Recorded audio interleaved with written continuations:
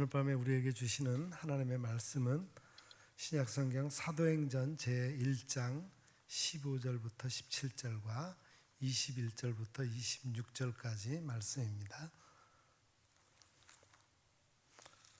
사도행전 제1장 15절부터 17절까지 말씀과 21절부터 26절까지 말씀, 저와 한 절씩 교독하겠습니다. 제가 먼저 15절을 읽겠습니다. 모인 무리의 수가 약 120명이나 되더라. 그때 베드로가 그 형제들 가운데 일어서서 이르되, 형제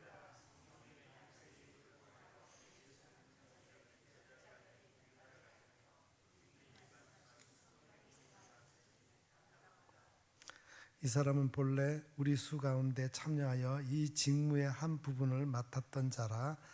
21절,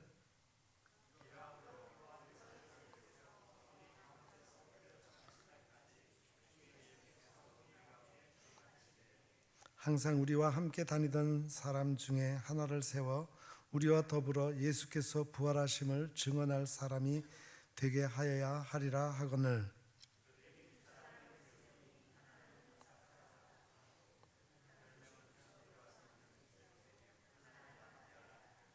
그들이 기도하여 이르되, 무사람의 마음을 아시는 주여, 이 두 사람 중에 누가 주님께 택하신 바 되어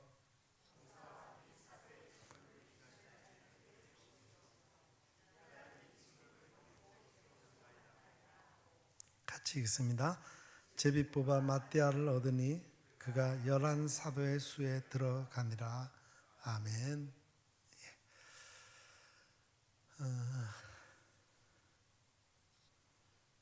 우리 교회는 지난 2월 초에 담임 목사 청빙 공고를 낸 이후에 2달여 동안 청빙 서류를 검토하고 또 지난 5월 1일 5분의 목사님을 심층 면접한 결과 2분의 목사님으로 압축해서 이제 6월 둘째 주일과 셋째 주일에 설교를 청취한 후에 넷째 주일에 공동회의를 통해서 최종 청빙할 담임 목사를 결정하게 됩니다.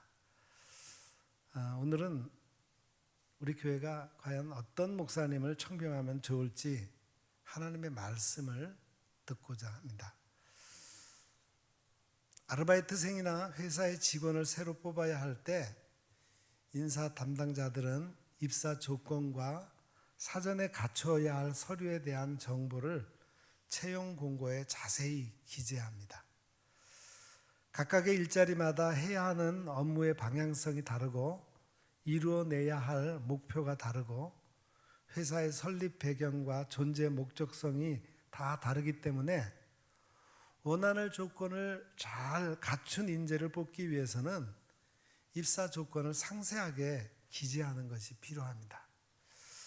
한 사람의 직원을 뽑는다는 것이 얼마나 큰 영향을 줄 수 있겠느냐고 다소 가볍게 생각할 수도 있을 겁니다.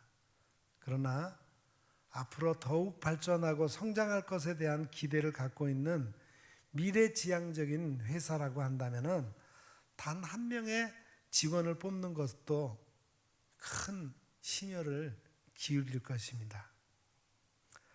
그렇다면 하나님 나라를 위한 일들을 감당해야 할 사도를 뽑는 기준은 어떠해야 하겠습니까? 복음의 기쁜 소식을 전해야 할 사명과 세상의 모든 족속을 주님의 제자로 세워야 할 예수님의 마지막 지상 명령을 받은 교회에는 어떤 모습을 갖춘 이들이 있어야 할 것인지요. 오늘 본문 말씀에서 가룟 유다를 대신할 사도 마띠아 선출에 대한 내용은 하나님의 동력자로서 갖춰야 할 조건에 대해서 우리에게 알려주고 있습니다. 첫째 조건은 하나님을 위해 헌신하는 자여야 합니다. 여기 21절에 이러함으로 요한의 세례로부터 우리 가운데서 올려져 가신 날까지 주 예수께서 우리 가운데 출입하실 때에 항상 우리와 함께 다니던 사람 중에 하나를 세운다. 이런 조건이 있죠. 베드로는 열두 사도를 보충해야 한다고 말하면서 먼저 우리와 항상 함께 다니던 사람을 세우자고 말합니다. 예수님의 제자들과 항상 함께 다녔다는 것은 예수님의 공생의 기간 그분이 하셨던 말씀과 사역하시는 모습을 모두 듣고 지켜봤음을 말합니다. 이것은 다른 것보다 예수 그리스도가 그의 삶의 우선순위였다는 것을 보여줍니다. 예수님의 제자들은 하던 일을 다 버려두고 부모, 가정을 다 버려두고 오직 예수님만을 쫓아서 3년 동안 예수님과 함께 생활했습니다. 그리스도를 향한 믿음과 헌신하는 마음이 없이는 그분과 함께였다는 것은 불가능했습니다. 누군가를 사랑한다는 것은 단순히 말과 입술의 고백으로만 증명되는 것이 아닙니다. 누군가를 사랑하게 되면 그 대상과 모든 순간을 함께하고 싶어지기 마련입니다. 그리고 상대방의 마음이 궁금해서 알고 싶어지기 마련입니다. 그리고 그가 진정으로 원하는 것을 알게 되었을 때 사랑의 대상을 위해서 최선의 노력을 하게 됩니다. 예수 그리스도의 제자가 된다는 것도 마찬가지입니다. 제자는 단순히 스승의 가르침을 듣고 배우는 학생과는 다릅니다. 제자는 스승을 사랑하고 스승이 전하는 가르침에 따라서 스승을 위한 삶을 기꺼이 살아가는 사람입니다. 제자는 단순히 마음을 내어 드리는 것을 넘어서 스승이 전하는 가르침을 따라 헌신하는 자들을 말합니다. 스승을 향한 헌심을 넘어서 헌신에 이르기까지 삶을 살아가는 자들이 바로 예수 그리스도의 제자이자 하나님의 동력자입니다. 둘째 사도의 자격은 십자가와 부활의 증인으로 사는 사람들입니다. 베드로는 사도 선출을 위한 또 한 가지 조건으로서 우리와 더불어 예수께서 부활하심을 증언할 수 있는 사람을 조건으로 제시합니다. 십자가의 죽으심과 부활은 복음의 핵심 내용이죠. 예수님께서 우리의 죄를 사하시기 위해 십자가에 달려 죽으셨다가 하나님께서 죽은 그를 사흘 만에 다시 살아나게 하셨다. 그 일에 우리가 증인이다. 그런 고백이 확실히 있어야 된다는 거예요. 그리스도인들이 복음을 전하는 목적은 듣는 이들로 하여금 예수님께서 인류와 이 세상을 구원한 메시아이자 하나님의 아들이심을 알게 하고 그를 믿음으로 영생에까지 이르게 하기 위함입니다. 따라서 그가 이 땅에 오셔서 우리를 위해서 행하신 일, 즉 십자가의 죽음과 사망 권세를 이기시고 승리하셔서 부활의 첫 열매가 되신 일에 확신을 두고 그것을 증언할 수 있는 자라야 복음을 전할 수가 있습니다. 우리는 복음을 전하는 하나님의 메신저로 부름을 받았습니다. 메신저는 지시나 명령을 다른 사람이나 기관에 전하여 이르게 하는 사람입니다. 메신저가 갖춰야 할 가장 중요한 덕목은 전해야 할 것을 전하는 것입니다.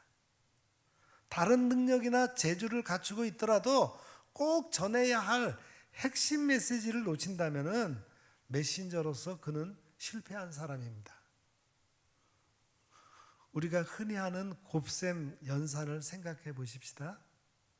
아무리 많은 수를 곱하더라도 그 숫자에 0을 곱하면 답은 0이 됩니다. 100 곱하기 1 곱하기 10 마지막에 곱하기 0 그러면은 끝은 답은 0이죠. 복음도 마찬가지예요. 예수 그리스도께서 우리를 위해 행하신 일과 우리 안에 있어야 할 영원한 소망, 바로 십자가와 부활에 대한 확신이 복음을 전하는 자 안에 없다면은 어떤 능력과 재능과 은사들을 갖추어 있더라도 말짱 도루묵이 되는 거예요. 요한일서 5장 10절에서는 하나님의 아들을 믿는 자는 자기 안에 증거가 있다고 말합니다.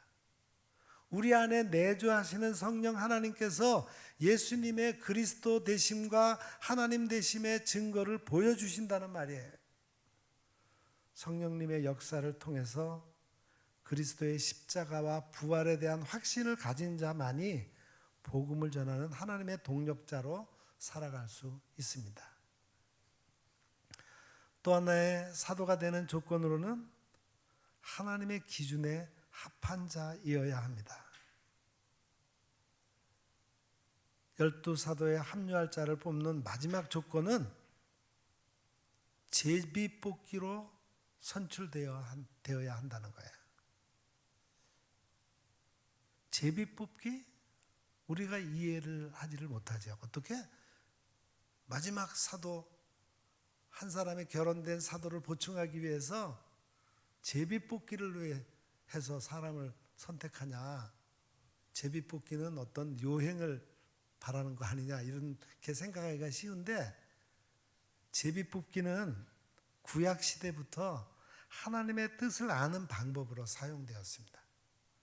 베드로와 다른 사도들은 12사도에 합류할 최종 후보 2명, 요셉과 마띠아 중에 1명을 뽑기 위해서 최종적으로 제비뽑기를 합니다.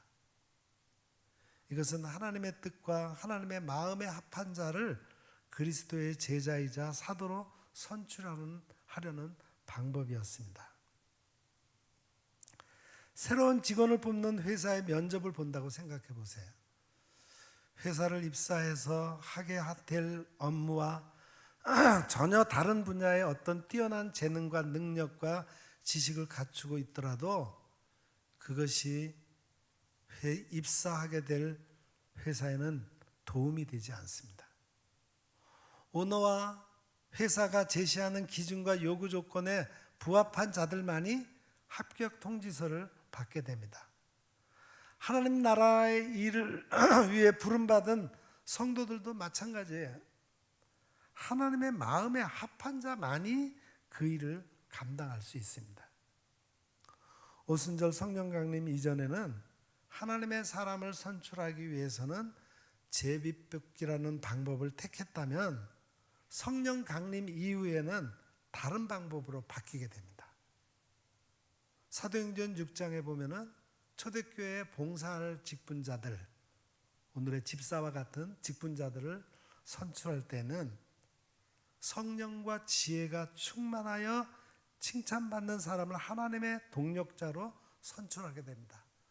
당시 초대교회는 그 선출을 위해서 오랫동안 기도한 후에 성령과 지혜가 충만하여서 사람들에게 칭찬받는 사람을 선출했습니다. 성령 충만함을 덧입은 자들만이 하나님의 동력자로 살아갈 수 있는 것입니다. 하나님은 자신의 계획하신 모든 것을 혼자서 이루시는 분이 아니십니다.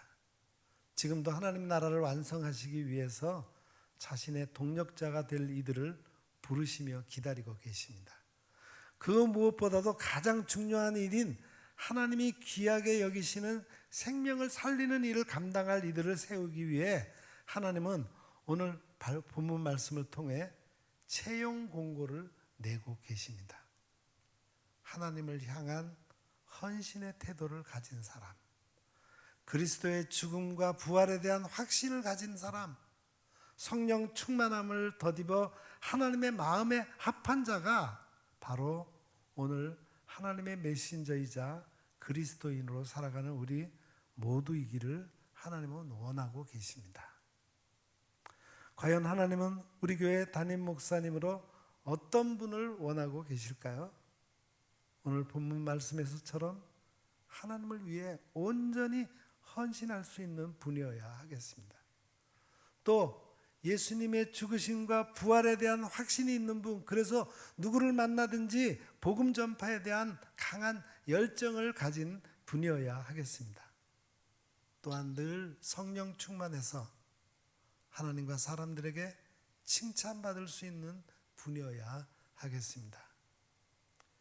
이제 담임 목사님을 선출하기까지 우리 성도들은 이런 하나님의 일꾼 채용 기준에 합당하신 분이 누구인지를 알기 위해 계속 기도하며 하나님께서 세워주시기를 기도해야 하겠습니다. 우리가 택하는 것이 아닙니다. 결국 우리가 공동회의를 통해서 전 교우들이 투표를 통해 제일 표를 많이 받은 목사님이 담임 목사님으로 결정이 될 것입니다. 그러나 그것은 하나님이 우리에게 주신 하나님의 방법이지, 방법으로 우리가 쓰임받을 뿐이지, 그 결과에 대해서 하나님이 다스리시고 하나님이 선택하신다고 우리는 믿습니다. 투표는 우리가 하더라도 하나님이 세우시는 거예요. 겸손히 우리가 하나님의 도구가 되어 하나님의 마음에 합한 분이 세워지기를 바라고 기도하는 성도와 우리 모든 교회가 되기를 간절히 기원합니다. 기도하겠습니다. 하나님 아버지 감사합니다. 우리 교회 제2대 담임 목사 청빙을 위해 청빙위원들이 그동안 수고를 많이 했습니다. 이제 최종 결정을 한 달 남짓 앞두고 있습니다. 하나님 우리 교회를 축복해 주셔서 하나님의 기준에 가장 합당한 분을 모시게 하옵소서. 오늘 말씀을 통해 초대교회 가룟 유다를 대신할 사도를 세울 때의 기준을 살펴보았습니다. 그 말씀처럼 주의 몸된 교회를 위해 온전히 헌신할 수 있는 분, 주의 죽으심과 부활에 대한 소식을 열정적으로 증거하실 분, 하나님의 기준에 합하여 늘 성령과 지혜가 충만하여 사람들에게 칭찬받는 분이 세워지게 하옵소서. 예수님의 이름으로 간절히 기도드립니다. 아멘.